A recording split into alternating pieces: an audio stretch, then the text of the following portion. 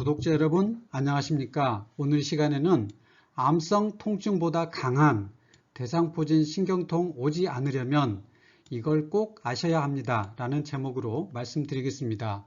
심한 피로가 있을 때 일시적으로 면역이 저하되면서 대상포진이 올 수 있습니다. 심지어 2번, 3번 연속해서 대상포진이 반복되기도 합니다. 중요한 것은 신경통 후유증입니다. 일단 오면 효과적인 치료 방법이 사실상 없습니다.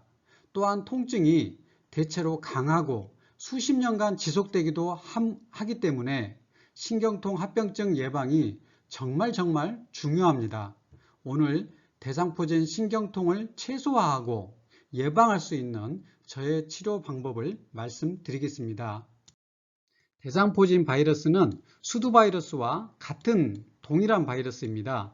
30세 이상인 사람들은 백신을 맞지 않는 사람이 대부분이고, 왜냐하면 2000년 초반에 이 국가 수두 백신이 시작됐기 때문에 30세 이상 어른들은 대부분 백신보다는 감염된 상태이고, 신경절에 그 바이러스가 죽지 않고 잠복해 있습니다. 그리고 면역이 떨어지면 재발을 하게 되는데, 그게 대상포진으로 나타나는 것입니다. 그리고 면역이 떨어지는 상황에서 여러 번 이 대상포진이 생길 수 있고, 또 건강한 사람도 피곤할 때는 백혈구도 피곤합니다. 그러면 일시적으로 면역이 떨어진 상태, 이때에 대상포진이 생길 수 있는 것입니다. 그러니까 꼭 암 환자나 면역 억제제를 드시는 그런 분들만 대상포진이 생기는 게 아니고, 너무나 과로하고 잠 못 자고 이런 경우에는 스트레스 심하고 이런 경우에는 대상포진이 생길 수 있기 때문에 이런 분들은 꼭 백신을 맞는 것을 추천드립니다. 특별히 이 암 환자, 암 환우, 또 장기 이식, 자가면역 질환, 류마티스 관절염이나 SLE 이런 분들은 이 면역 억제제와 스테로이드제, 이건 다 면역을 억제시키는 약들이기 때문에, 또 만성 신부전, 투석하고 있는 당뇨합병증, 만성질환, 이런 이 면역이 억제되는 여러 가지 병이 있다면 이 대상포진 발병률이 높겠습니다. 특히나 이 암 환우분들은 거의 80~90% 이상 이 대상포진이 발생한다고 합니다. 그렇기 때문에 이런 분들은 필히 대상포진 백신을 접종하는 것을 권유합니다. 건강보험 심사평가원 자료에 의하면 대상포진으로 진료받은 환자 수가 2016년에 69만 명 정도였는데 점점 증가해서 2020년에는 72만 명으로 대상포진 환자가 점점 증가하고 있습니다. 그 말은 피곤한 상황이 사람들이 많이 생긴다는 뜻입니다. 잠 못 자고 과로하고 스트레스 받고 이런 분들이 생기니까 점점 증가하게 되는 것이고, 또 대상포진 후에 신경통 환자 증가율도 여기 보면 대상포진 환자 증가율은 이렇게 되는데, 대상포진 후에 신경통 발생률은 더 가파릅니다. 발생률이 옛날 통계입니다. 2012년 통계이기 때문에 지금은 좀 더 많이 내려갔습니다. 대상포진 후에 신경통은 왜 오게 되는 것인가요? 여기 보면 이제 대상포진이 앓고 나서 지금 거의 암으로 가는 단계이죠. 이제 가피가 생겨 있는 단계인데, 이렇게 띠 모양으로 이렇게 더마톰이라고 하는데요. 띠 모양으로 신경을 따라서 이렇게 생기게 되고, 이 신경을 이렇게 보면, 이렇게 긴 신경줄을 보면 이 가운데 이 엑손이라는 가운데 전깃줄이 있고, 주위에 피복이 있습니다. 피복, 감싸고 있는 이 마일린 수초라는 게 있는데, 대상포진은 이 마일린 수초에서 증식하고 염증을 일으키고 이 수초를 파괴합니다. 녹여버립니다. 이렇게 한번 파괴된 이 신경 수초, 이 껍질은 재생되지 않습니다. 화상을 입어가지고 이 피부가 벗겨지고 속살이 드러난 그런 상황에서 통증이 굉장히 심하죠. 이것도 마찬가지입니다. 이 신경에 이 피복이 벗겨져 있는 상태에서 통증이 심하게 느껴지는 것이고, 그리고 이것이 오랫동안 이 통증이 지속된다는 그런 면에서 정말 이 대상포진 후 신경통은 정말 심각하고 정말로 위험한 합병증이라고 말할 수 있습니다.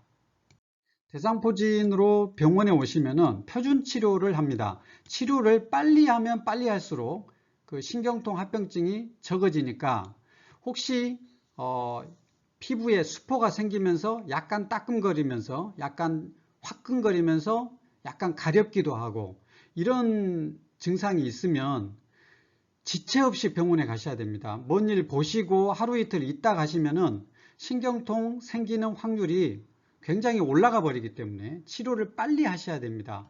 그럼 표준 치료는 어떻게 하는가? 항바이러스제를 보통 일주일간 먹고 진통소염제를 먹습니다. 염증을 가라앉혀야 되기 때문에 타이레놀이 아닙니다. 타이레놀은 소염 효과가 없다고 그랬죠. 그리고 필요하면 스테로이드도 적극적으로 써야 됩니다. 이때는 이 스테로이드제는 면역을 억제시키기 때문에 항바이러스제 또는 필요하면 항생제를 꼭 같이 써야 됩니다. 그리고 습윤 드레싱 그 피부에 그리고 필요하면은 신경차단술 주사를 함으로써 통증이 심한 경우에는 이걸 할 수도 있습니다. 이것이 표준 치료를 하는 것입니다. 이 표준 치료는 대부분 병원에서 하는 것인데 이렇게 하는데도 불구하고 신경통 합병증이 많이 생깁니다. 대상포진 후 신경통 발병률을 보면 중국 연구에서는 약 30%, 한국 연구에서는 15에서 25%, 그리고 나이가 많을수록 이 합병증이 발생할 확률이 높아가는데 70대 이상은 약 50%까지 굉장히 많은 비율에서 생기고 미국에서는 1개월에서 1년 이상 지속되는 신경통 환자 비율이 60대는 약 66%, 70대는 약 73%. 이것은 아주 최근 연구는 아니기 때문에 최근에는 적극적인 치료를 하기 때문에 좀 더 감소했습니다. 하지만 표준 치료를 함에도 불구하고 신경통 발병률이 굉장히 높은 비율에서 발생한다는 사실입니다. 이 논문이 2012년 논문인데요. 대상포진 환자에게 비타민C 정맥 주사를 했을 때 그 효과에 관한 논문입니다. 대상포진 환자에게 비타민C 주사를 놨는데 그 효과가 어떤가? 이런 논문이 굉장히 드뭅니다. 그런데 2009년도 4월부터 2010년 12월까지 67명의 대상포진 환자에게 표준 치료를 하면서 비타민C 주사를 같이 시행했습니다. 주사의 용량은 5에서 15g 정도를 주었고 일주일에 2번에서 4번 총 2주간 보통 한 8번 정도 주사를 주었습니다. 그 결과 좋은 효과가 나타났습니다. 그 대상포진 통증도 감소했고 피부 병변의 크기도 감소했고 전신 피로감도 감소했고 대상포진 후에 신경통 발생하는 비율도 감소한 결과가 나와서 굉장히 비타민C 주사를 함께 했을 때 좋은 결과가 나타났습니다. 37명의 아스코르빈산 주사를 비타민C 주사를 한 군과 주사하지 않은 군을 비교했는데 37명에서 좋은 효과를 나타낸 경우는 14명, 35명, 그래서 37%, 92%, 비타민C 주사를 놓았을 때 훨씬 더 많은 대부분의 환자들이 좋은 효과를 보았다. 그리고 효과가 별로였다는 사람들이 62%, 7.9%, 굉장한 차이가 있었다는 그런 결과가 있고 부작용은 2명이 있었습니다. 35세 환자가 주사 부위에 장열감이 있었고 92세 환자는 두드러기가 발생해서 이 두 분은 비타민C 주사를 중단했고 후유증 없이 회복되었습니다. 비타민C 주사는 정말 부작용이 없는 정말 타이레놀보다 더 부작용이 없는 그런 안전한 주사라고 말할 수 있습니다. 대상포진 후 신경통 발병에 관한 논문을 비교를 했더니 비타민C 주사를 하지 않았던 군에서는 24.1%, 비타민C 주사를 했던 방금 논문에서는 67명 중에서 3명만 3주 후 방문했을 때 통증이 있어서 6.4%, 그러니까 한 4배 차이가 나는 거죠. 엄청난 차이입니다. 그래서 비타민C 주사를 하면 신경통 발병률이 표준 치료에 비해서 약 4배 이상 감소하는 걸로 나타났습니다. 향후 목표는 좀 더 많은 이 대상자를 선정해서 무작위 대조군 연구가 필요할 것으로 생각됩니다. 대상포진 환자에게 비타민C 주사를 투여하는 근거는 비타민C는 이 신경, 면역세포에 고농도로 존재합니다. 왜냐하면 필요하기 때문에 그렇죠. 그리고 바이러스가 감염되면 이 비타민C 소모가 증가합니다. 그래서 대상포진 환자 피검사를 해보면 비타민C 농도가 뚝 떨어져 있습니다.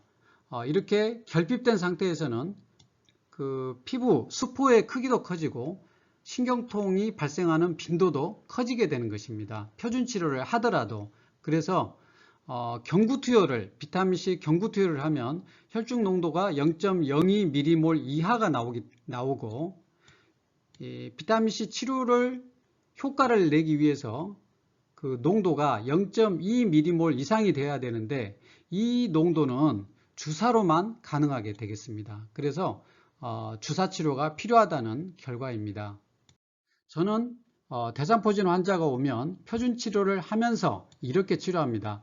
비타민C, 히시파겐, 이 감초 주사라고 하는 거, 리포익산, 글루타치온, 미네랄 이런 주사를 약 3일 연속해서 마칩니다. 오시는 날부터 해서 약 3일 정도. 그리고 환자 상태가 더 안 좋다면 더 연장할 수도 있고 보통은 저는 3일 정도 마치고 있습니다. 그리고 비타민 D 근육 주사를 한 번 첫날 마칩니다. 비타민 D도 굉장히 중요하기 때문에 면역을 올리는데 중요하기 때문에 마치고 경구제로도 비타민 C, D, 오메가3, 종합비타민, 요드 이런 것들을 드시도록 하고 충분한 휴식과 수면 엄청나게 중요한 것입니다. 과로하시기 때문에 생긴 거기 때문에 휴식을 반드시 해야 됩니다. 그래야 빨리 낫고 후유증이 적습니다. 그리고 잠도 많이 자야 됩니다. 마지막 슬라이드입니다. 대학병원으로 환자를 전원해야 되는 경우가 있습니다. 눈 주위를 침범했을 때 시력 상실의 위험이 있습니다. 그 시신경을 침범할 수 있기 때문에 또 운동신경을 침범했을 때 대부분은 감각신경을 침범해서 통증을 느끼지만 손발에 힘이 없거나 뭐 근육에 마비가 있거나 이런 운동신경 침범 증상이 있을 때는 대학병원으로 보내야 하고 척수의 염증이나 뇌염 이런 증상이 있을 때는 보내야 합니다. 또 피부 병변의 크기가 너무 넓고 통증이 너무 심할 때도 통원 치료하지 마시고 꼭 입원을 하시도록 대학으로 보내는 것이 좋을 것 같습니다. 이상으로 대상포진 후 신경통이 굉장히 심각하고 표준 치료 외에 비타민C 주사 치료가 굉장히 효과가 있다는 그런 논문과 저의 경험에 대해서 말씀드렸습니다. 감사합니다.